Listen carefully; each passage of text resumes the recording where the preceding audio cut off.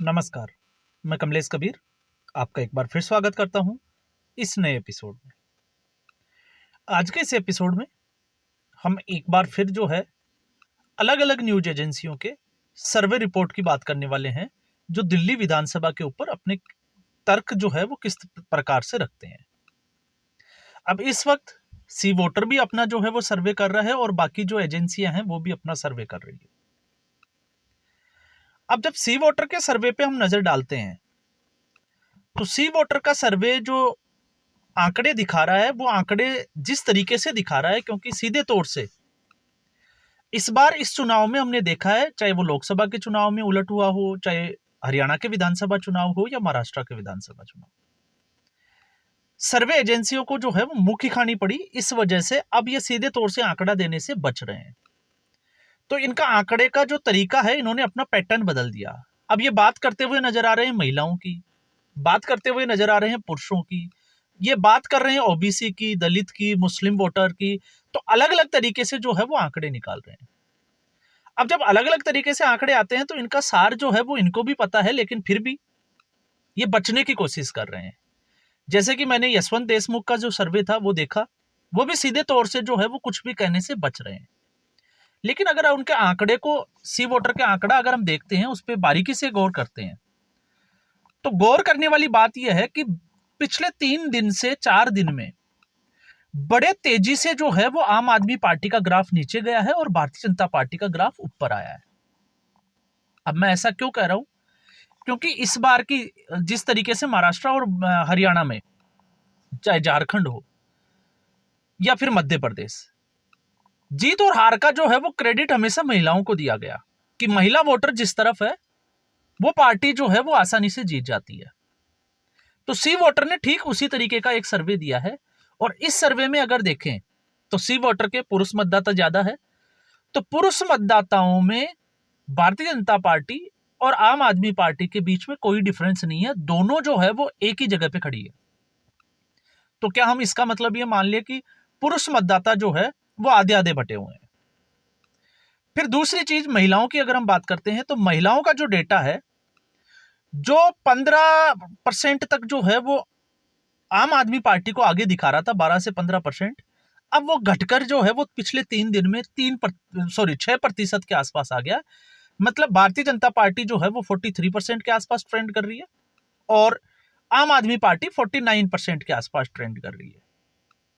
तो अगर ये तेजी से ग्राफ बिगड़ा है यहाँ पे, या आम आदमी पार्टी का ग्राफ कम हुआ है और भारतीय जनता पार्टी ने गेन किया है, तो हम ये मान के चलें उस डेटा के हिसाब से कि भारतीय जनता पार्टी ने जिस तरीके से रिकवर की है पिछले 3 से 4 दिनों में चीजें, तो अब भारतीय जनता पार्टी अगर 1 या 2 दिन में, जैसे आज का दिन जो है वो बचा हुआ है, तो ऐसी स्थिति में शाम को 5 बजे तक या कल के दिन में अगर कोई बड़ा खेल हो जाता है, तो फिर आप भारतीय जनता पार्टी तो जो है वो आराम से जीत की तरफ चली जाती है।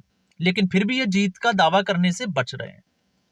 अब दूसरी स्थिति आती है, जिस तरीके से इनका आकलन निकल के आ रहा है 54%, और फिर उसके बाद में भारतीय जनता पार्टी का, क्योंकि आम आदमी पार्टी का 52 से 54% जो है वो वोट शेयर है और भारतीय जनता पार्टी का 35 से 38% के आसपास है। अब ऐसी स्थिति में आम आदमी पार्टी अपने पीक पे जा चुकी। कल हम अरविंद केजरीवाल की जिस नई दिल्ली सीट का आकलन कर रहे थे, उसमें भी हमने ये बात किया था कि अब आम आदमी पार्टी उस लेवल तक जा चुकी है और वो अब लगातार जो है वो डाउनफॉल पे है। कारण भी बहुत सारे हैं जिनकी हमने चर्चा की थी। हाँ, उसमें मैं थोड़ा सा इसमें माफी जरूर मांगूंगा कल वाले वीडियो में, क्योंकि इलेक्शन कमीशन की जो डेटा थे उसमें थोड़ा सा मिसमैच हो रहा था, इसलिए मैंने वहां वोटर्स की संख्या जो है वो 1.5 लाख बताई। लेकिन अब कई जगह से ये आ रही है कि वहां पे वोटर्स जो है वो 1,10,000, 1,09,000, 10,000 के आसपास जो है वो वोटर्स की संख्या है। तो इसमें जो है, तो अगर मैं उस मेरे आकलन को लेके जाऊं तो फिर वो 1.5 के हिसाब से अगर मैं 1,10,000 पे भी करूंगा तो वो फिर उसी तरीके से जो है वो सटीक सा चला जाएगा। मतलब जिस कैंडिडेट को 40,000 के आसपास अगर वोट मिलेंगे तो वो डेफिनेटली आराम से जो है वो अपनी सीट निकाल लेगा। लेकिन खैर, वो कल के वीडियो की हमने बात की थी। आज के हम इस एपिसोड में वापस अपने मुद्दे पे आते हैं। तो यहाँ पे आम आदमी पार्टी और जब भारतीय जनता पार्टी को हम देखते हैं, तो सी वोटर के साथ में मैंने दीपक चौरसिया, नाम आपने सुना ही है। दीपक चौरसिया भी आजकल जो है वो अपना यूट्यूब चैनल चलाते हैं और उस पर मैं थोड़ा अचंभित जरूर हुआ था, क्योंकि दीपक चौरसिया इस वक्त जिस तरीके से, चाहे वो इंडिया टीवी के साथ अपनी जो है वो डिबेट्स वगैरह रखते हो, वहां पर वो बातचीत करते हो, या और दूसरे, लेकिन आशुतोष के साथ मैंने जो है वो दीपक चौरसिया का तालमेल देखा नहीं। क्योंकि दीपक चौरसिया अलग तरीके से जो है वो अपना एनालिसिस करते हैं, और आशुतोष जो है उसमें सत्यता कम और झूठ बहुत ज्यादा परोसा जाता है, इसलिए आशुतोष जो है वो भरोसे के लायक नहीं है। लेकिन फिर भी दीपक चौरसिया आशुतोष को बता रहे हैं कि वो पुराने मित्र है, इसलिए वो उनको शो में लेके आए अपने चैनल के ऊपर। तो मैं उन्हीं की बातों से कुछ जो है वो जिसको कहते हैं ना कंट्रोवर्सी जो निकल के आती है, उसकी मैं बात कर रहा हूं। जिस तरीके से बजट का ऐलान हुआ, और बजट आने के बाद भी, ये सैटरडे की बात है, बजट आने के बाद में जिस तरीके से भारतीय जनता पार्टी ने 12 लाख तक की जो सीमा थी इनकम टैक्स की, तो 12 लाख तक फ्री कर दिया। तो उसके बाद में मिडिल क्लास के लिए अब टीवी चैनल्स पे डिबेट का जो है वो एक मुद्दा बना कि मिडिल क्लास के लिए, मिडिल क्लास को नरेंद्र मोदी ने बहुत बड़ा तोहफा दे दिया।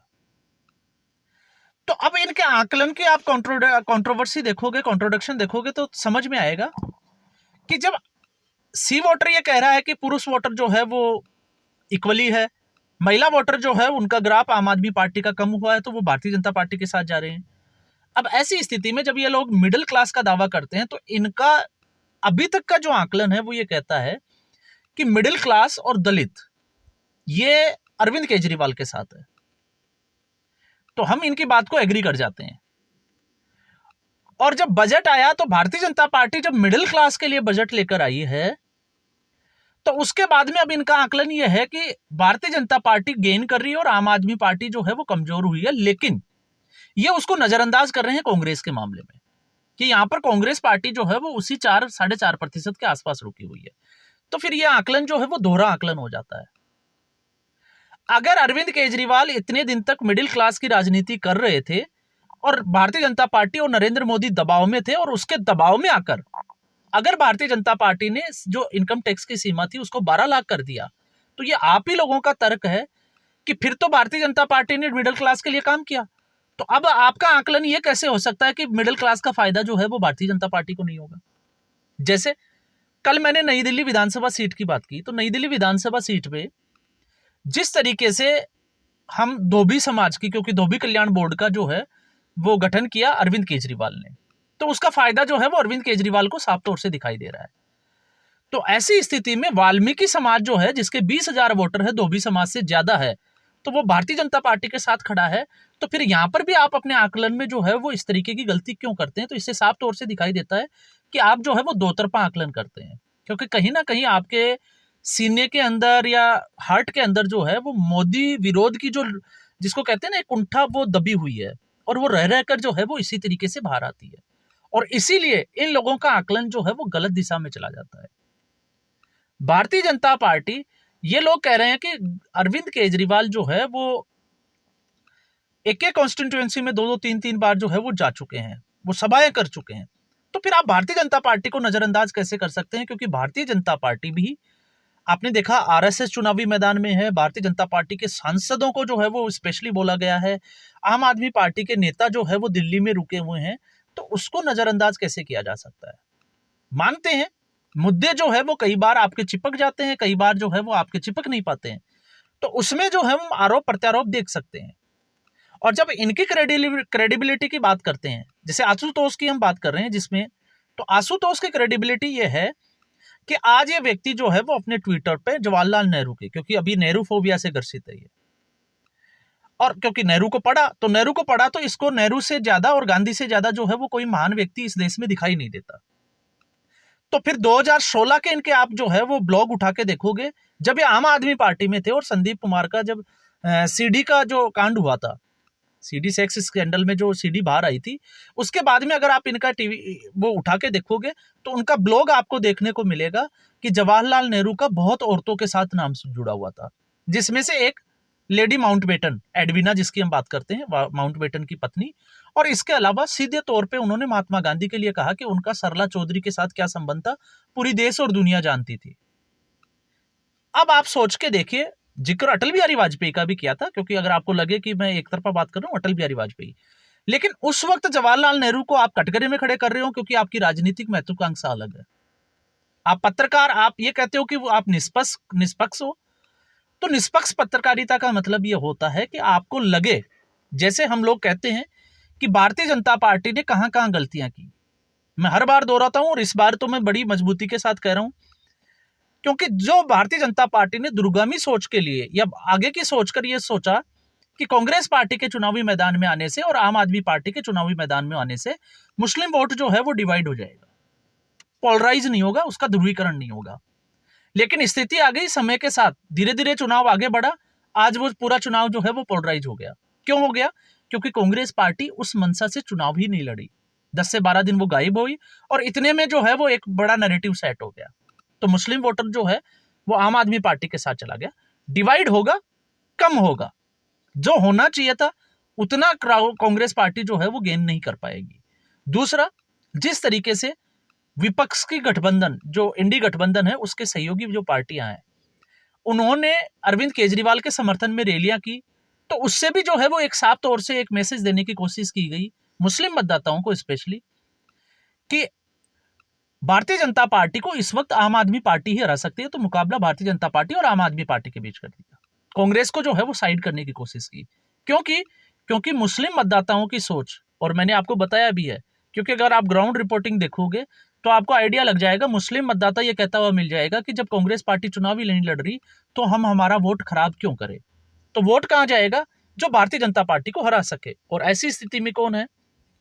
अरविंद केजरीवाल। तो मुस्लिम मतदाता जो है वो अरविंद केजरीवाल के साथ ही रहेगा। लेकिन यहां पर जिस तरीके से बजट के बाद में और बजट से पहले भारतीय जनता पार्टी ने अपनी रणनीति बनाई है, कुछ कुछ जगह पर भारतीय जनता पार्टी दबाव में भी दिखी है। और उस दबाव का कारण यह है क्योंकि भारतीय जनता पार्टी कांग्रेस पार्टी से जब भी चुनाव लड़ती है तो वो थोड़ी सहज होती है, वो कांग्रेस पार्टी की हर नब्ज से वाकिफ होती है। लेकिन अरविंद केजरीवाल जिस तरीके से और शातिरता के साथ चुनाव लड़ते हैं, आपने देखा होगा यमुना का जो दाव था वो अरविंद केजरीवाल ने बड़ी ही चालाकी के साथ हरियाणा के ऊपर डाल दिया, और जिसका जवाब नहीं देना चाहिए था भारतीय जनता पार्टी को, लेकिन भारतीय जनता पार्टी के नेता जो है वो उसमें कूद पड़े। तो इसका मतलब ये हुआ कि अरविंद केजरीवाल आपको जो है वो उस यमुना नदी का जो उसके मुद्दा चिपका हुआ था कि वो उसको साफ नहीं कर पाया, उसमें उसने भारतीय जनता पार्टी को भी घसीट लिया। तो यहां पर कतई बुराई नहीं है अगर कोई पार्टी, लेकिन जब ये लोग ये कहते हैं कि हाँ बजट आप इनको जो है वो न्यूज चैनल पे बिठाओगे अलग होगा, दिल्ली विधानसभा चुनाव में फिर उसी बात का जो मतलब है वो अलग तरीके से लिया जाएगा कि नहीं नहीं नहीं, इससे जो है वो भारतीय जनता पार्टी का फायदा नहीं होगा। तो आप कैसे कह सकते हैं? आप एक बार कहते हो कि अरविंद केजरीवाल की राजनीति के दबाव से इस तरीके का बजट लेके आया जो मिडिल क्लास के लिए फायदे का साबित होगा। तो जब मिडिल क्लास के लिए फायदे का साबित होगा तो फिर आप ये क्यों कह रहे हो कि मिडिल क्लास जो है वो अरविंद केजरीवाल के साथ ही चला जाएगा, वो क्यों नहीं जाएगा भारतीय जनता पार्टी के साथ? तो ये कुछ कंट्रोवर्सी जो है वो इनके सर्वे के रिपोर्ट में है, तो इनका अपना दर्द है, वो क्यों नहीं बता पा रहे। लेकिन जब इनके सर्वे का आप आकलन करोगे, उनके आकलन का भी जब आप आकलन करके देखोगे तो आपको समझ में आएगा कि इस वक्त चुनाव जो है वो 50-50 के उसके ऊपर खड़ा है। और ऐसी स्थिति में अगर ये चुनाव आज की स्थिति में जहां खड़ा है अगर वहीं खड़ा रहता है तो अरविंद केजरीवाल के कितनी भी सीटें आ जाए, क्योंकि सीटें कुछ कांग्रेस पार्टी की वजह से कांग्रेस पार्टी को थोड़ा सा भी गेन होता है, 8 से 9% के आसपास भी जाती है, तो वो 8 से 10 सीटों को जो है वो प्रभावित करेगी। और ऐसी स्थिति में वो सीटें कम होगी अरविंद केजरीवाल की। और जब इसका आकलन अगर हम देखते हैं तो फिर ऐसी स्थिति में अरविंद केजरीवाल अगर 35, 36, 37, 38, मैं कहता हूं 40 सीट भी अगर चुनाव में जीत जाते हैं तो भी भारतीय जनता पार्टी की ही सरकार बनेगी और भारतीय जनता पार्टी सत्ता में आएगी। और वो खेल कौन सा है, क्योंकि वो आपको समझ में आ जाएगा। मैं फिर जिक्र कर देता हूं, मैंने पहले भी वीडियो में कहा था, जिस तरीके से 7 से 8 विधायकों का इस्तीफा लेना, और वो भी चुनाव के वक्त, इससे पहले भी लिया जा सकता था, और अचानक से होने वाली चीजें नहीं होती है क्योंकि ये लोग पहले से ही लिंक में होंगे भारतीय जनता पार्टी के। लेकिन अच्छा एक चीज और देखिए, नाराज क्यों थे? क्योंकि उनके टिकट काट दिए गए थे, उनको काम नहीं करने दिया गया था। तो टिकट कब काटे गए थे? 2 महीने पहले, जब आम आदमी पार्टी ने अपनी लिस्ट जारी की। तो फिर अब ये लोग जो है वो चुनाव के 3 दिन, 4 दिन, 5 दिन पहले नाराज क्यों हुए? तो इसका मतलब आप समझ सकते हो, ये एक रणनीति का हिस्सा है, मैसेज देने की कोशिश थी। तो क्या ये आंकड़ा जो है वो 8 तक ही है? ये थोड़ी सी एक सोचने वाली बात है। और जब अगर 8 आ सकते हैं, इससे पहले कैलाश गहलोत आ सकते हैं, तो क्या गारंटी है कि अरविंद केजरीवाल 36, 37 या 40 सीट भी ले आए और भारतीय जनता पार्टी के पास 5 एमएलए अगर कम भी पड़ जाए तो वो आम आदमी पार्टी से नहीं आएंगे। तो ये कुछ चीजें हैं जिसको मुझे लगता है कि पिछले चुनावों के अनुभव से, राजनीति के अनुभव से जो है वो सीखना चाहिए और फिर उसके बाद में जो है वो अपना आकलन रखना चाहिए। बशर्ते आपके आकलन में ईमानदारी होनी चाहिए, वो चाहे गलत हो या सही हो। तो आज के एपिसोड में बस इतना ही। उम्मीद करूंगा वीडियो एपिसोड आपका पसंद आया होगा। वीडियो को अगर आपको अच्छा लगे लाइक करें, चैनल को सब्सक्राइब करें और वीडियो को शेयर करें। जय